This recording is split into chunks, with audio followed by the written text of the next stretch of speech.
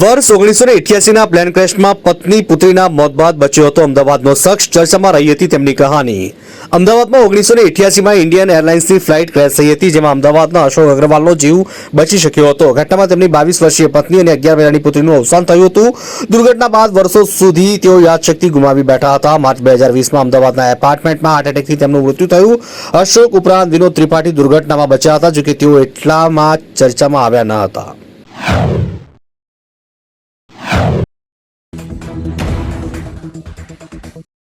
મહાનગરપાલિકા દ્વારા નરસણ ટેકરી વિસ્તારમાં ડિમોલિશન હાથ ધર્યું। 30 જેટલા મકાનો દૂર કરવામાં આવ્યા। પોરબંદર મહાનગરપાલિકા દ્વારા નરસણ ટેકરી વિસ્તારમાં 30 જેટલા મકાનો દૂર કરવા ડિમોલિશન હાથ ધરવામાં આવ્યું। આ કામગીરી સવારે 7 વાગ્યાથી શરૂ કરી સાંજે 5 વાગ્યા સુધી ચાલી। મનપાએ આ કામગીરી માટે 5 હિટાચી મશીન 140થી વધુ પોલીસ કર્મીઓની વ્યવસ્થા કરી હતી। આ વિસ્તારમાં પાણીના વહેણને નડતરરૂપ 30થી વધુ બાંધકામો દબાણો દૂર કરવામાં આવી રહ્યા છે।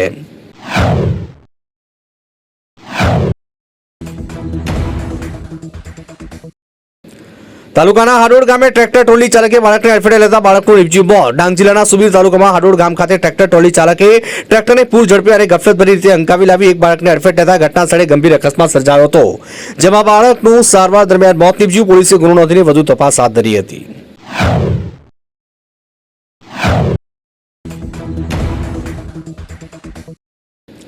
પ્લેન ક્રેશ બાદની બચાવ કામગીરીમાં નડિયાદથી અમદાવાદ માત્ર 53 મિનિટમાં નડિયાદ ફાયર બ્રિગેડના જવાનો પહોંચ્યા।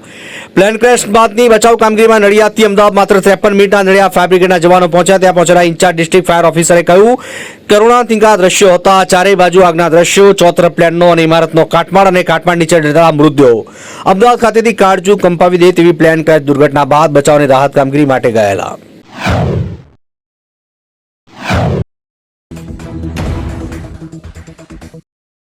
શહેરના સિવિલ હોસ્પિટલના વર્ગ 3 અને વર્ગ 4ના કર્મચારીઓ વિરોધ નોંધાવ્યો। પીએમજેએવાય યોજનામાં મળવાપાત્ર ઇન્સેન્ટિવ ચૂકવણીમાં ભેદભાવ થયો।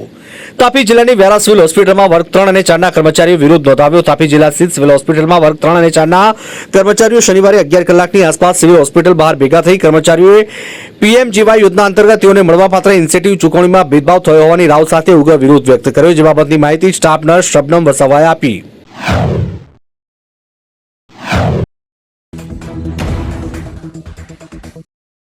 અમદાવાદ પ્લેન ક્રેશ શહેરમાં મૃતકોના મૃતદેહ સોંપવાની પ્રક્રિયા શરૂ। અમદાવાદ એર ઇન્ડિયાનું ટેક ઓફ થયેલ વિમાન ક્રેશ થયાના મામલે મૃત પામેલ યાત્રિકોના મૃતદેહ સોંપવાની કામગીરી શરૂ કરાતા શનિવારના રોજ બપોરે વિસનગર તાલુકાના સેવા સદનથી 5 એમ્બ્યુલન્સ રવાના કરવામાં આવી હતી। આ એમ્બ્યુલન્સમાં ડ્રાઈવરની સાથે એક આરોગ્ય કર્મચારી પણ રાખવામાં આવે જેમાં માંડી રાત સુધી તમામ મૃતદેહ સોંપવાની સંભાવના છે જ્યાં મૃતકોના પરિવારજનો પણ અમદાવાદ સિવિલમાં રવાના કરવામાં આવ્યા છે।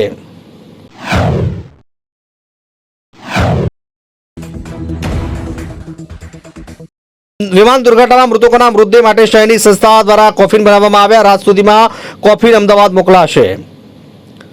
વડોદરા અમદાવાદમાં સર્જાયેલી ઇન્ડિયન એરલાઇન્સ વિમાન ક્રેશની દુર્ઘટનામાં 290 જેટલા વ્યક્તિઓના કરુણ મોત નિપજતા પરિવારજનોને પોતાના સ્વજનોના પાર્થિવ દેહને સોંપવા માટે વડોદરાની સંસ્થાને એર ઇન્ડિયા દ્વારા 100 કોફિન બનાવવાનો ઓર્ડર આપવામાં આવ્યો જે પૈકીના 25 કોફિન આજે બપોર બાદ સુધીમાં 25 કોફિન રાત સુધીમાં અમદાવાદ ખાતે રવાના કરવામાં આવશે।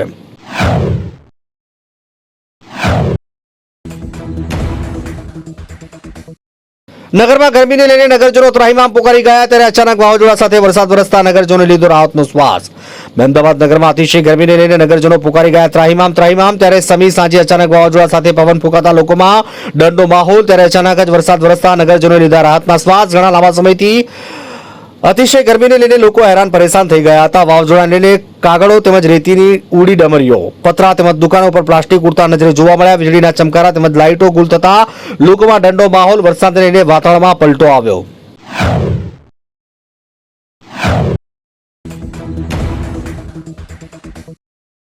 ધરમપુર ચોકડી નેશનલ હાઈવે પર વગર હેલ્મેટે વાહન હંકારતા લોકો સામે પોલીસે કરી કાર્યવાહી। શનિવારે 5:30 કલાકે ધરમપુર ચોકડી પાસે આકસ્મિક વાહન ચેકિંગ હાથ ધરવામાં આવ્યું જેમાં વલસાડના નેશનલ હાઈવે નંબર 48 ઉપર વધી રહેલી અકસ્માતની ઘટનાને કારણે કેટલાક લોકોએ જીવ ગુમાવ્યો જેને લઈને આજરોજ પોલીસે આકસ્મિક વાહન ચેકિંગ હાથ ધર્યું જેમાં હેલ્મેટ વગર વાહન ચલાવતા વાહન ચાલકોને ઝડપી કાયદેસરની કાર્યવાહી કરી દંડ ફટકાર્યો હતો જેમાં 20થી વધુ વાહન ચાલકો સામે પોલીસે દંડનીય કાર્યવાહી કરી હતી।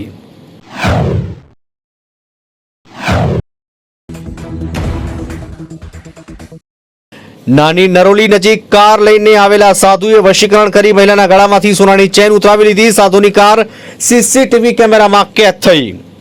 માંગરોળ તાલુકાના નાની નરોલી મુખ્ય માર્ગ ઉપર પેટ્રોલ પંપ નજીક તડકેશ્વર તરફથી કારમાં આવેલ એક સાધુ બાવા જેવા ઈસમે સામેથી એક્ટિવા પર આવી રહેલ દંપતીને રસ્તો પૂછવાના બહાને અટકાવી વશીકરણ કરી મહિલાના ગળામાંથી સોનાની ચેન ઉતરાવી લઈ સાધુ બાવો ફરાર થઈ ગયો હતો અને ડુંગળી ગામના નાનુભાઈ ગામિત અને તેમની પત્ની લક્ષ્મીબેન ગામિત દવા લેવા માટે તડકેશ્વર જઈ રહ્યા હતા ત્યારે આ ઘટના બની. આ બનાવના સંદર્ભમાં પોલીસને જાણ કરવામાં આવતા પોલીસે આ દિશામાં તપાસ શરૂ કરી છે.